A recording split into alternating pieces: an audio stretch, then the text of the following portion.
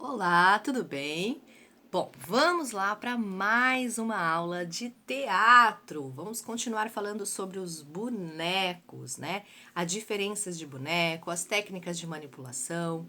Então, nós vamos aprender mais um pouquinho sobre os fantoches, os bonecos, né? Como com as suas variedades e as suas formas diferentes de manipular, né? Nós estamos falando de teatro de bonecos, então é esse o assunto do momento. Então tem outros assuntos, se você não viu, volta, dá uma olhadinha nos outros vídeos, porque tem muita coisa interessante, tá bom?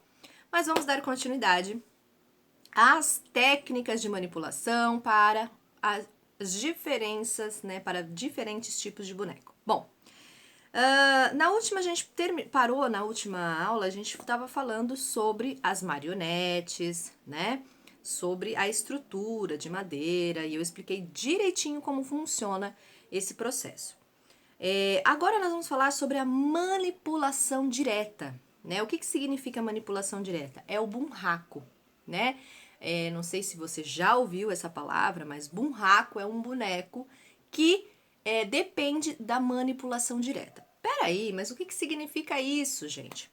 Manipulação direta é aquela manipulação onde você precisa colocar a mão diretamente no boneco para que ele se movimente, tá?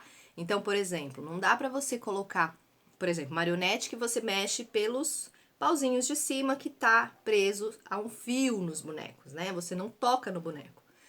Com o bunraku, a gente trabalha com a manipulação diretamente à mão no boneco, tá? Mas o que é isso, professora? Que tal de bunraku é esse? Bom, essa é uma técnica, gente, tradicional do teatro japonês. Então, se você for procurar lá na internet, você vai ver várias fotos, várias coisas lindas e interessantes sobre o bunraku, tá? E essa manipulação, gente, ela pode ocorrer assim, tanto de 2 pessoas, como de 3 pessoas, como de 4, em apenas um boneco. E eu acredito que essa é a manipulação mais difícil, porque eu já fiz e eu sei o quanto é difícil. Por quê? Quando você olha assim, aparentemente parece simples. Uma pessoa segura os pezinhos, a outra pessoa vai segurar os bracinhos e a outra pessoa vai segurar o tronco, né? A cabeça que vai mexer para lá e para cá, né? Vamos falar com 3 pessoas.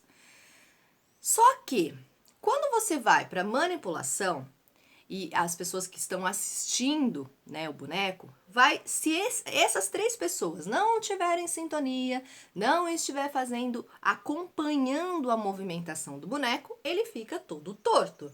Então, a cabeça que vai para lá, o pé que vai para lá, então ele fica meio louco. Então, assim, é uma manipulação que depende sim de muito treinamento, de muito ensaio, de muito respiro do boneco. O que é respiro do boneco? O boneco respira, professora? Respira! Respira sim, mas através dos manipuladores. Por quê? Deixa eu explicar. A primeira técnica que a gente utiliza para poder fazer a experiência do bunraku, né, é o respirar. Então, por exemplo, quando nós pessoas, respiramos, a gente tem um movimento que leva a outro movimento. Nosso tronco sobe, a gente pode até subir com a mão, a gente tem um movimento que contribui, como se fosse uma onda, né? No nosso corpo, quando a gente está andando, os movimentos também são encadeados, também estão em movimentos. A cabeça, os braços, a gente está em sintonia e no movimento contínuo. Quando essas 3 pessoas respiram em prol do boneco ao mesmo tempo, você consegue ir no mesmo ritmo, né? E as partes dos bonecos também vai para um movimento contínuo. Calma, mas isso é só a primeira técnica. Não adianta só respirar e achar que vai tudo no mesmo tempo. Por quê? Porque as pessoas têm ritmos diferentes. A cabeça é diferente, tudo muda, né? A gente pensa diferente, então cada ritmo é diferente. Então, os ensaios e as técnicas são para ajustar ao mesmo tempo para que o boneco esteja vivo, né? Então, quando esses 3 respiram, e respiram mesmo, tá, gente? Eles estão lá atrás, então vamos lá, começou o espetáculo, respirou. E aí o boneco vai ganhando vida e vai ganhando força. O que geralmente a gente costuma fazer? O respiro sempre fica para uma pessoa. E essa pessoa sempre é aquela que está no eixo, na cabeça, né? Então, por exemplo, quando a pessoa do eixo respira, os outros dois que estão no pé, nos braços, eles estão sentindo a pessoa da cabeça, porque é ela o cérebro do boneco, né? Então, as duas pessoas acompanham essa movimentação. Porque vamos supor, de repente a cabeça decide para cá, o braço vai para lá e as pernas vai para lá. Então, é uma loucura. Então, precisa estar em sintonia, precisa estar respirando, precisa estar em sintonia com o cérebro do boneco. Então, essa é uma técnica muito difícil, mas não impossível, claro. A partir de muita técnica e ensaio, você consegue fazer essa manipulação, tá? Então, assim, e é muito gostoso de fazer. Dá uma procurada na internet, olha as técnicas, observa como os bonecos se mexem, como é lindo quando eles conseguem fazer com que o boneco viva, né? Porque é exatamente isso. A gente precisa fazer com que aquele boneco esteja vivo, né? E essa é a graça do teatro de bonecos. Quando a gente vai assistir e fala, meu Deus, aquele boneco estava vivo, né? A gente acredita naquilo. Bom, temos um outro boneco que também é muito interessante, que é o boneco de balcão. Bom, o que é o boneco de balcão, gente? É uma variação da manipulação direta, porém, não se toca nos bonecos. Então, a gente tem uma diferença aí. A manipulação é na mesa também, tá? O bunraku também é na mesa, tá, gente? Geralmente as pessoas fazem na mesa para facilitar, tá? Então, um mecanismo central em suas costas ou cabeça, tá? O que possibilita a coordenação de peso e o eixo em apenas uma mão, tá?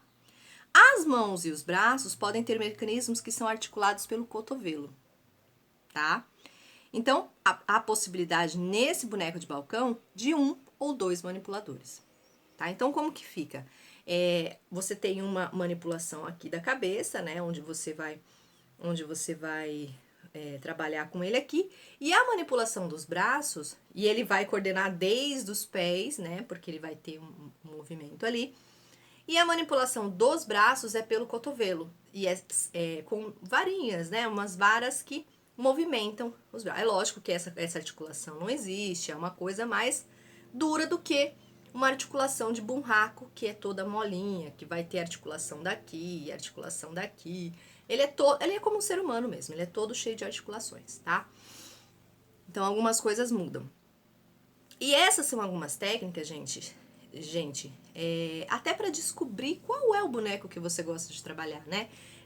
Nem todo mundo precisa, tem que ser desse boneco. Não, às vezes você não tem facilidade de trabalhar com ele. É legal você conhecer outros tipos, outras técnicas e tudo bem, tá tudo bem.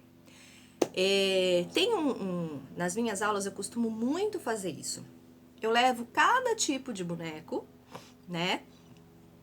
Então, boneco de bunraku, o fantoche de meia, vários tipos, para quê? Para os alunos experimentar qual é o boneco que mais gosta, aquele que se sente mais atraído, aquele que se sente mais gosto. Porque é ruim também você começar a fazer uma manipulação de um boneco que você não gosta, que você olha e fala, meu Deus do céu, isso é impossível, eu detesto aqui, não gosto, não quero. Então você já cria uma resistência para aquilo. E o boneco você tem que ter uma experiência, um namoro de verdade. É como se você fosse namorar, você vai conhecer um boneco, uma pessoinha ali que vai fazer parte de você vai botar vida nele. Então tem que ter um relacionamento. Então é por isso que eu sempre levo o leque para as pessoas conhecerem os bonecos, né? E já não entrar numa resistência profunda e desistir de conhecer. E assim, sempre deu certo, sempre foi muito gostoso. As pessoas, já fiz espetáculos com bonecos e as pessoas gostam demais. Então, se você gosta, se você se interessou, quer pesquisar um pouquinho mais, olha lá no Google, procura os tipos de bonecos e tenta fazer na sua casa. Tenho certeza que você vai gostar. tá bom? Beijo e até a próxima aula!